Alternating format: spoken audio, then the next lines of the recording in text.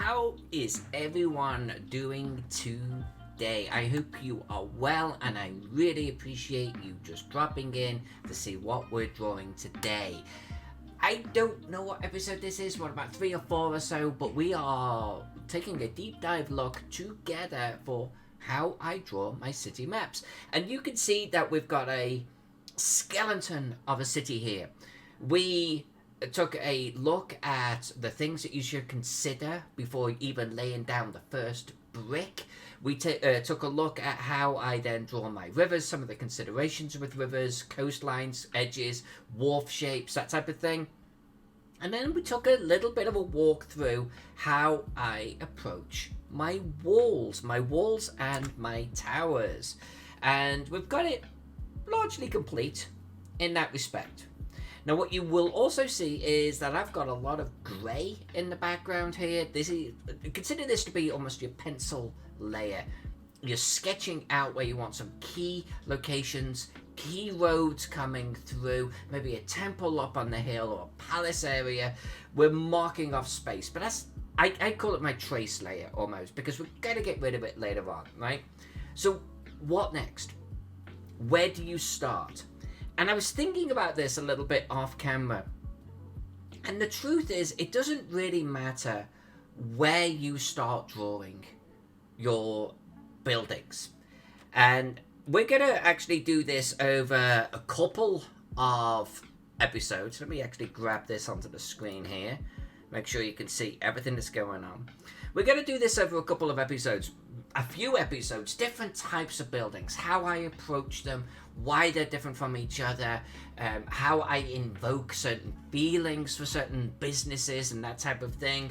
The rich buildings versus the poor buildings, slums versus maybe a shipyard. We're going to look at all of those together. But today is laying down the foundations. And we're just going to draw a neighborhood or two. So it'll be a nice short video. I'm not going to draw the temple. We're not going to draw a palace. I'm not going to do the military district. They will be specialist videos in the future, okay? Where to begin? You've got all of these kind of, sketched in roads. Where's your first building going to go? Well, here's my recommendation. We want to get ourselves what I'm going to call anchor point. Let's get this brush size down a little bit. That's just a little thick for our purposes here. Let's, I think, hit maybe closer to 20. Maybe even a lot less, actually. Yeah, that's still quite thick. That's a hefty brush. Let's drop it to 10. All right. That's good. Okay. Anchor points. You're going to draw out from this location. And you may, once you're in the rhythm, hop to another part of the city. But I always like to get the heart of things. I'm not talking about the heart of the city now, but the heart of your drawing. And that can be anywhere, by the way. That can be anywhere. But I typically start with just almost regular buildings. I often don't start with, let's say, a mercantile area or a marketplace or anything. Let's go generic. Likewise, I'm not going to start in the middle of a neighborhood. I kind of want to define the outside edge of a neighborhood. So if I'm going to define the outside edge first and then we do our fill, that means I'm kind of having to go off some wall edges, which typically means I'm looking for 2 or 3 roads that are interconnecting in a close proximity with each other. For example, maybe right about here. Now what I've got, and I'm actually going to draw this on a slightly separate layer because then we can delete this afterwards. I said I like to mark the outside edges, like so, around the outside edge of the walls. And that's because I don't want to build up against the wall or hang over the wall. I think it's okay to do that. But in this particular instance, I'm going to consider that there is an alleyway between the buildings and the walls because troops have to be able to move freely. Right? So I always kind of imagine it's kind of, let's call it a no-go zone up against the walls, which means we have that area there. Let's actually bring that down to our trace and give that a little bit of opacity. So we have that sort of shape going there. And I've already kind of marked off that I want a major road coming through here, and it's gonna disappear down there. Well, I've kind of got myself a nice little anchor point going on. Now, none of these roads are going to be drawn. I do negative space for buildings. That means it's a space in between the buildings that is defining the road. But if I we start here as you first walk into the city. You can see my little yellow highlight there. And maybe over here. This will give us a good start. And now you can see I've kind of drawn this road through here. And I was just doing some random lines coming off, maybe as smaller side roads. And I stopped right about here. But what if this actually comes through to the main road?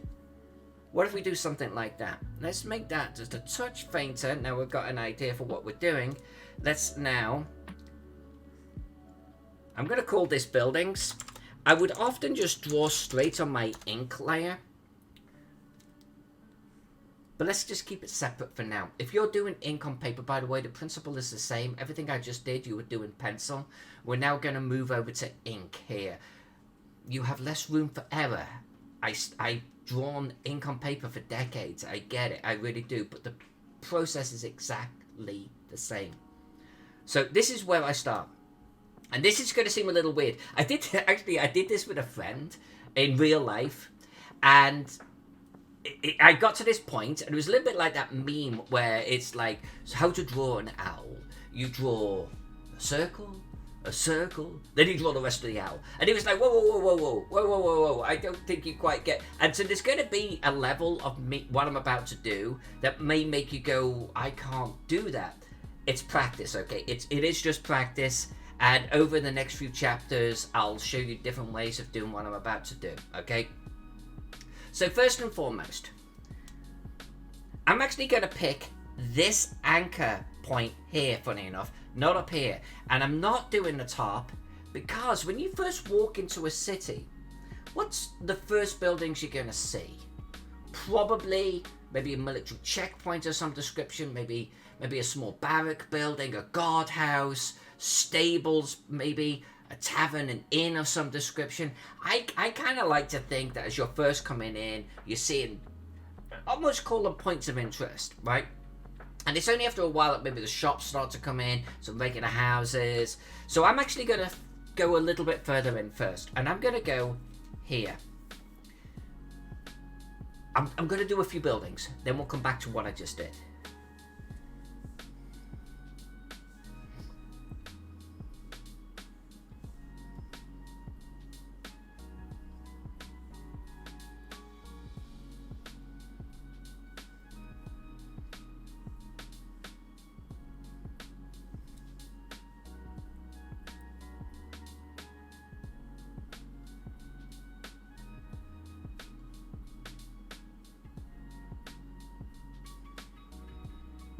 I'm going to flip over to the other side.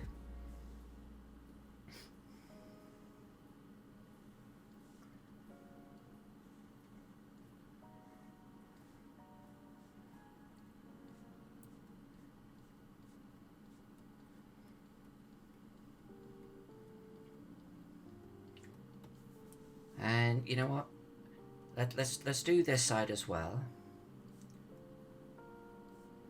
And I think this is going to be an interesting discussion here on a couple of fronts.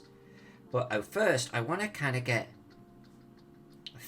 a few buildings in place. Kind of, let's do this. Let's do this block, like in its entirety. And I want you to know that I'm using my lines as a guide for my building edges. I also want you to know that I am not just drawing the same shapes over and over and over. And what I mean by that is I'm not doing this and this and this. And by the way, you see this on maps, and it's like, yeah, okay, cool, but that feels a little bit chaotic. Feels a little bit more like some shacks leaning up against each other. So I'm not doing that. I want something that feels a little bit more purposeful. And with this, let's do the other side now. And I'm going to explain these shapes. I'm going to explain what I'm doing here.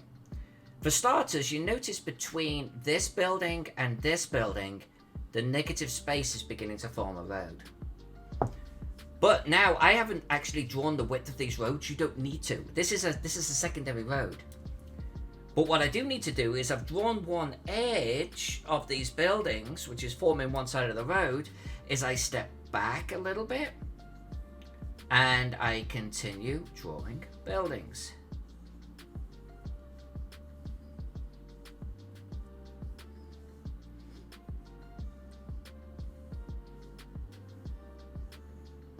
And this is, honestly, this is a case of just being patient, a little repetition.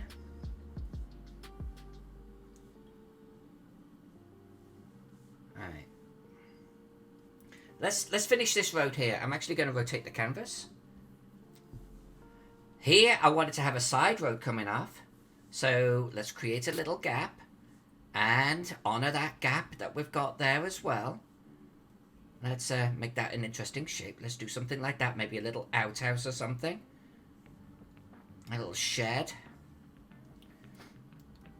Now remember, in future chapters, we're going to talk about different roof types, roof detailing, different building types, how to ensure that a building looks like a particular business or a particular industry. We're going to do all of those. But for now, I want to just show you the basic concept of drawing buildings. Now you see, I actually had a road coming down here that I have not honored there. But I'm going to actually roll with it. I think that's okay. We're just going to go with more of an alleyway type of feel. Alright. And then I'm going to do a little zoom out. And we're going to take a look. And I'm going to do some more buildings. And we're going to discuss this. So what am I actually doing? I mean, for starters, A, can you see buildings here forming? I mean, let's be fair. You can, right? And these are just random shapes that I'm doing. So let's talk about the different shapes that I'm doing. Let's talk about some of where I was drawing a straight edge and then suddenly I would kink inwards and even draw kink inwards and then draw like a little L shape and come back out again. Let's take a look at that together. So I don't typically like to overdo straight rectangles. It's okay to do a straight rectangle, but you know, if you look at a building from above, there's always typically like that, especially medieval places, right? There's always that odd roof that kinks out a little further, or a little alleyway that kinks in a little bit, right? And again, I'm not talking about roof details, I'm just talking about general building shape. Maybe there's a little alleyway and then it splits off in two different directions, or maybe just in one direction. Likewise, if you're actually drawing, or consider that there are multiple buildings together, and maybe it's a collection of roofs together, there could be multiple houses underneath, but that would create this odd shape from above. In other words, a building that was maybe like this from above, or just like this in general, might have a little tiny overhang at the front where the front door is at. Maybe it's a little sort of business or something, but it might have another business right alongside it, right? And this might have a little ground story only extension on the back. This, if I didn't draw it as individual components, would end up looking something like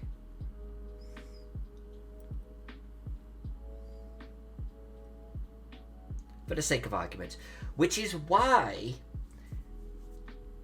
here I did a little kink in. It just creates a, it's basically exactly like its neighbor, but I don't want to draw the same shape next to each other. Just kink it in a little bit. What is it? I don't know. It's a recessed doorway. You know, it could be two buildings right next to each other, like this style.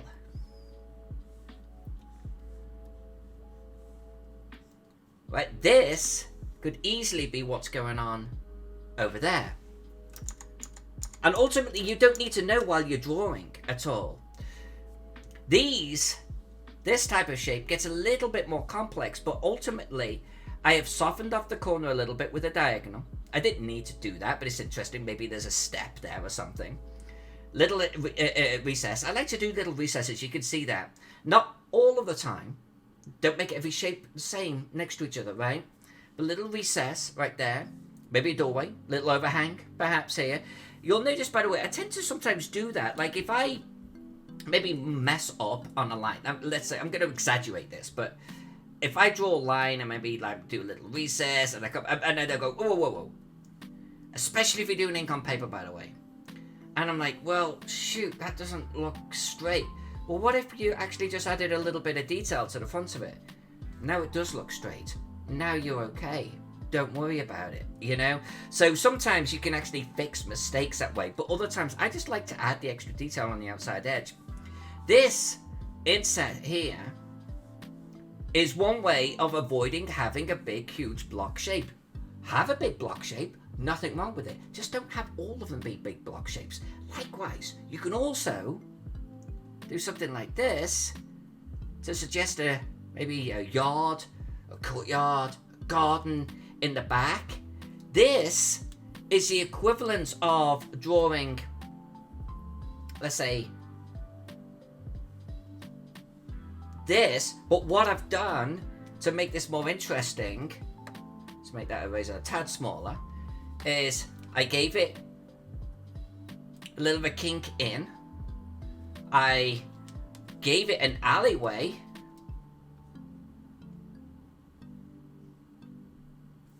Now this could be multiple 2-3 buildings right next to each other, right here. But with the garden shape, it's the equivalence of doing something like this. In other words, not everything needs to be block, block, block. Cut into the shape a little bit. Pull bits out. Like grab, instead of like doing this, do this. Let's recess it. Let's make it a little bit more interesting. All I did was cut a bit out. But now I've given myself an opportunity to maybe do this. Get a little bit of an awning going. Oh, and now I've got a nice big huge square piece, you know. I'm going to actually roll with the square piece. Notice how I just took a square. I cut out the corner and I put a little square in the corner. What is that little square? Doesn't matter. It's an outbuilding of some description. It's a little shed of some description. Because when you zoom out, it just looks right. But I'm going to continue this. I'm going to come down here. Again, take out a notch. Don't want to do too many notches of the same shape. Let's do something like this. It's all about kinking in a little bit with either just a single notch, a single notch with an alleyway, a single notch with 2 alleyways. Sometimes I will literally do this. It's just insinuating alleyways. I'm not going to draw that big here, but you get the idea. Let's get rid of them. So what's going on here? Well, let's add like some kind of fountain or something later on. Maybe a pool of water. I could have equally put a tree or something in the center. Later on, when we color that, we'll do a little dab of blue in the middle. It'll look beautiful. It's a little courtyard. It's a little courtyard with one of these buildings, maybe a collection of mercantile-like buildings with a little awning in front. Paint that awning like a nice little green, white stripes. It's going to be beautiful. Now, a couple of things that I also did here is I wanted to soften off this corner like this as we're coming into this main, what we're going to draw, a bridge going over there. But that has left this big, huge open gap. So what do you do with the gap? You've got a few different things. So this is going to become a theme over the next few lessons that we do, okay? You could draw maybe just a fountain. Do a dab of blue in there later on. Good to go. And don't forget, this map is this big. So like if I printed this off, this is actually bigger than like letter size right now. This is actually quite a bit bigger than letter size. That's still just a little tiny circle. That little tiny circle might be a statue. You don't have to go too crazy. But if you watch me on what is that streaming channel? Come on, oh, Twitch. If you watch me on Twitch, then sometimes I will get a little bit crazy with the details and maybe, you know, just do an insinuation of maybe some kind of guy, maybe on top of a horse, maybe, you know, with a spear or something, on some kind of pedestal. But it's all so small, it's just little tiny pixels. You could do that right there. In fact, I'm going to leave that. Another option that you could do is just draw a tree right in the freaking middle. I mean, you've got to imagine that you're inside the town. You're walking down the road. You've got this wonderful main thoroughfare going over a bridge and onto the other side. And there's this big, almost like a little plaza where these roads are meeting. What would be in the plaza? A statue, a fountain, a lovely tree. Maybe a couple of tents where, like, merchants are selling some things. These are all valid ways of joining this larger gap and the surrounding buildings together. Kind of, it's like anchors them, right? It's kind of holding them visually. Let's do a little bit more on this. I want to be careful of time. I don't want to keep you too long, but I do want you to get a good idea about what we're doing here. Let's draw a couple of others. I'm going to fill this gap in here, but I'm actually going to fill in the gap by following now these imaginary alleyways. I didn't want to do a big building there. I want to kind of have this alleyway come down and hawk around. So what I'm going to do, something like this. Nice little open area. We've got maybe 3 little sheds or something here. Do I like this big, huge open area? Yeah, I'm okay with it. It's fine. But if you don't want a huge open area, but you also don't want to draw a solid line here, do the dotted line.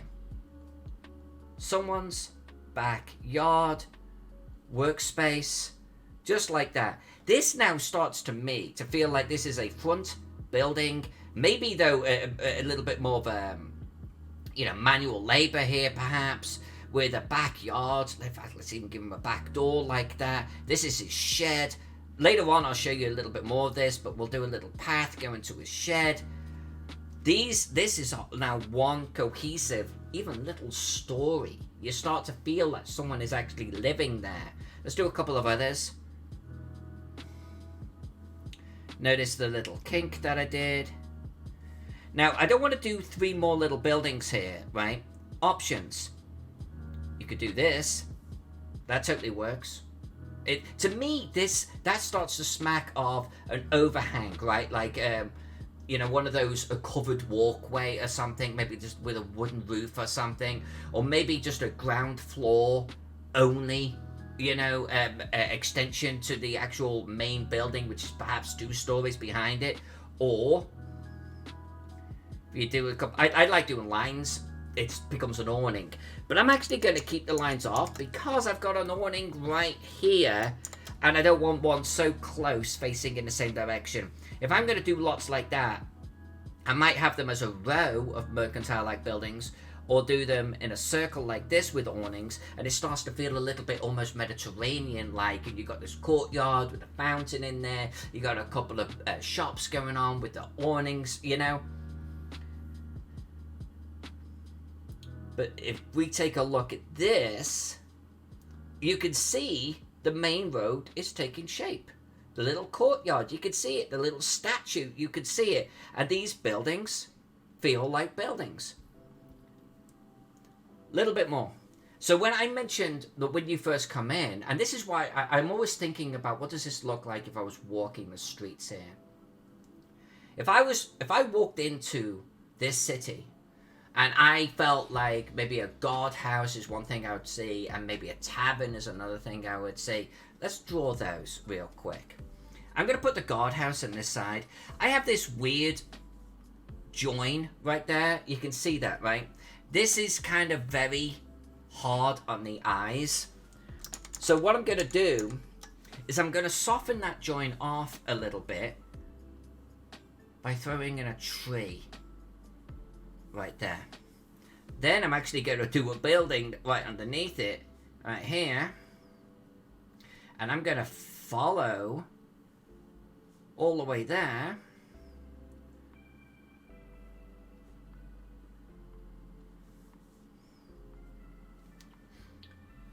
Just a nice imposing building when you first walk in. I think I'll actually give them a little bit of a backyard area, like so. And maybe let's just give them the insinuation that they've got some kind of building up on the top as well. And you know what? Perhaps, if it is a little bit of a guard building, they've kind of got like a little bit of almost of a tower or something on the back there. Give it a little bit more of a military-like feel. On the other side of the road, similar treatment, but we want it now to... what I'm imagining is maybe an L-shaped tavern or inn, you know, where maybe, like L-shaped, multi-story. We're going to come back and do the roof details in another chapter, but with an attached stable. And maybe a nice big open courtyard, perhaps with a fountain or something like that in it.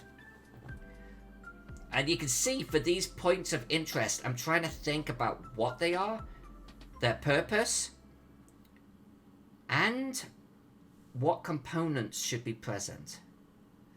Nice big L-shaped building.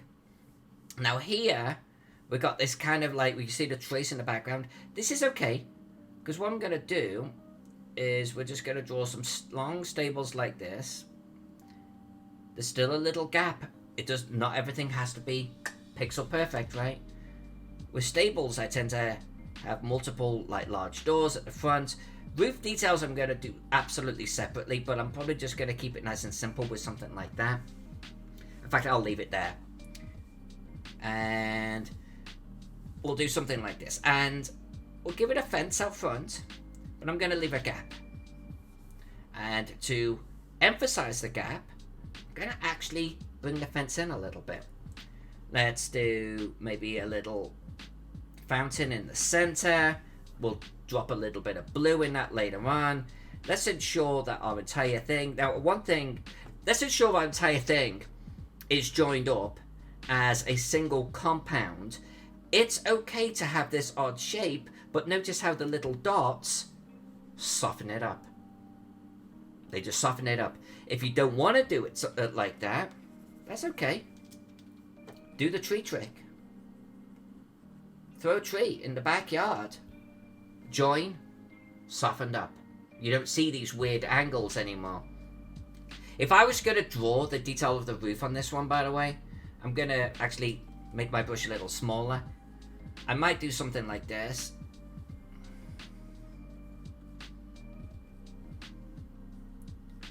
And maybe even...